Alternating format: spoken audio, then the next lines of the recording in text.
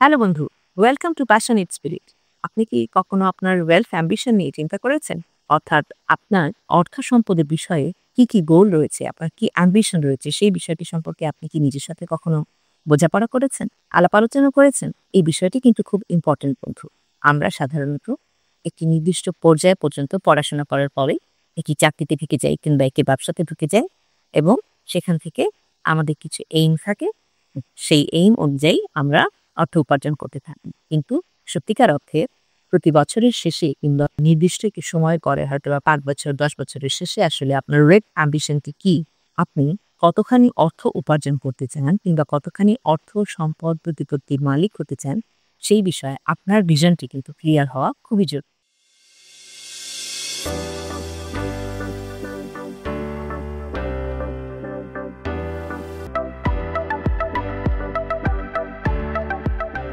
চলে আসি মূল টপিকে।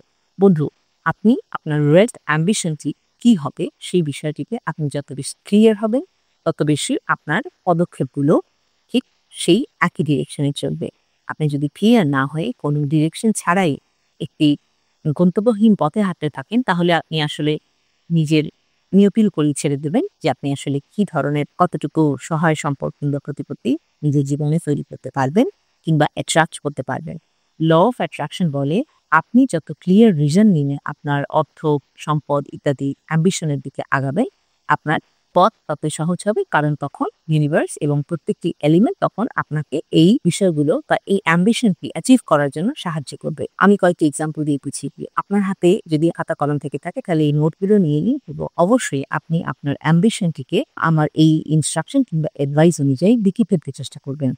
আমার এই ভিডিও পরপরই আপনি হয়তো বসে ২ মিনিট, ৩ মিনিট, ৪ মিনিট, ৫ মিনিট অপেক্ষা করে চিন্তাভাবনা করে আপনি কিন্তু এই বিষয়টিকে লিপিবদ্ধ করে ফেললে যেটি হবে যে আপনি কিন্তু আপনার নিজের সাথে এবং ওভারঅল এই ইউনিভার্সের সাথে এক ধরনের কমিটমেন্টে আবদ্ধ হবেন যে আপনি আসলে আপনার ওয়েলথ অ্যাম্বিশনের মাধ্যমে কোন দিকে আগাতে চান। প্রথম হলো, আপনি ঠিক কত সময়ের মধ্যে কতখানি অর্থ উপার্জন করতে চান। এক্ষেত্রে হতে পারে আপনি হয়তোবা কয়েক বছরের মধ্যে, ৫ বছরের মধ্যে ৳১,০০,০০,০০০ অর্জন করে ফেলতে চান কিংবা ২ বছরের মধ্যে ৳১,০০,০০,০০০ অর্জন করে ফেলতে চান। এটি আপনার কাছে আপনার পার্সোনাল যে ডায়েরি রয়েছে কিংবা যে জার্নাল রয়েছে সেখানে লেখা থাকতে হবে। এই অ্যাম্বিশনের ডায়েরির মধ্যে আপনি লিখে ফেলবেন যে আপনি ঠিক ২০২৫ এর ডিসেম্বর পর্যন্ত সারা বছরে কতখানি অর্থ উপার্জন করার বিষয়ে চিন্তা করছেন। ইটস নট অনলি আপনি কত টাকা বেতন ড্র করবেন তা নয়। আপনি সামগ্রিক এই ইউনিভার্স থেকে ঠিক কতখানি সম্পদ আসলে অর্জন করতে চান সেটি সম্পর্কে অ্যামাউন্টটি লক করা ইজ ভেরি ইম্পর্ট্যান্ট। এমন হতে পারে ইউনিভার্স আপনাকে তার থেকে দ্বিগুণ ৩ গুণ অ্যালাউ করে রেখেছেন। কিন্তু আপনি যেহেতু আপনার অ্যাম্বিশনে ক্লিয়ার নন, আসলে কোনো এলিমেন্টই সেই জায়গাতে আসলে কাজ করতে পারছে না। দ্বিতীয় হলো, ধরুন আপনি একটি অ্যাপার্টমেন্ট বুক করতে চান কিংবা কিনে ফেলতে চান। এই অ্যাপার্টমেন্ট বুক করার ক্ষেত্রে আপনার ভিশনটি আরো ক্লিয়ার হতে হবে। আপনি কোন ধরনের এলাকাতে এই অ্যাপার্টমেন্টটি কিনতে চান? কত স্কোয়ার ফিট তার আকৃতি হবে সেটি? তার অ্যাপার্টমেন্টটি কি সাউথ ফেসিং হবে? সেটি কি কোনো একটি বাগানের দিকে মুখ করে হবে? কোনো একটি পার্কের সামনে হবে? এই ধরনের বিষয়গুলো কিন্তু আপনি আপনার ওয়েলথ অ্যাম্বিশনে অবশ্যই স্পেসিফাই করবেন। আপনি যখন এই স্পেসিফিকেশন গুলো লিখবেন, তখন আপনার মাথায় আপনি এই জিনিসটিকে প্রসেস করতে থাকবেন যে আপনি যে অ্যাপার্টমেন্টটি কিনতে চাচ্ছেন সেই বিল্ডিং এর পজিশনটি হবে একটি পার্কের সামনে কিংবা একটি লেকের সামনে এবং সেই লেকের সামনে আপনি সকালবেলা ওই অ্যাপার্টমেন্টে বসে চা খাচ্ছেন। আপনি ভিজুয়ালাইজ করছেন যে আপনার ফ্যামিলি মেম্বার, আপনারা বাচ্চারা বারান্দাতে খেলছে, ফ্যামিলি মেম্বার আপনার সাথে সুন্দর সময় কাটাচ্ছেন। সেই অ্যাপার্টমেন্টের বারান্দায় সুন্দর রোদ আসছে, সেই রোদে বসে থেকে আপনারা সুন্দর টাইম স্পেন্ড করছেন।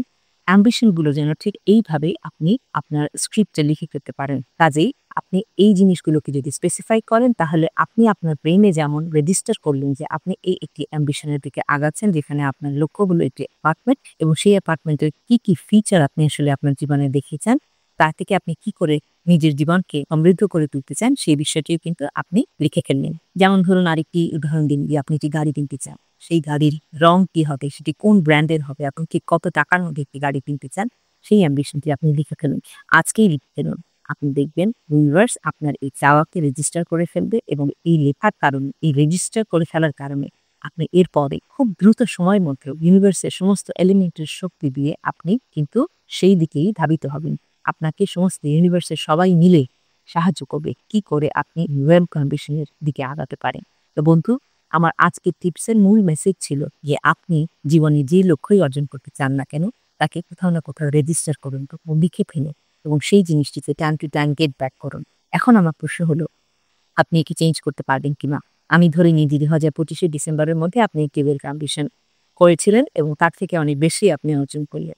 পরবর্তী বছরের জন্য আপনি একে ডাবল করে দিতে পারেন, ট্রিপল করে দিতে পারেন। আপনার আয়ের উৎসর সাথে আপনার অ্যাকশনকে তখন আপনি অ্যালাইন করতে পারবেন।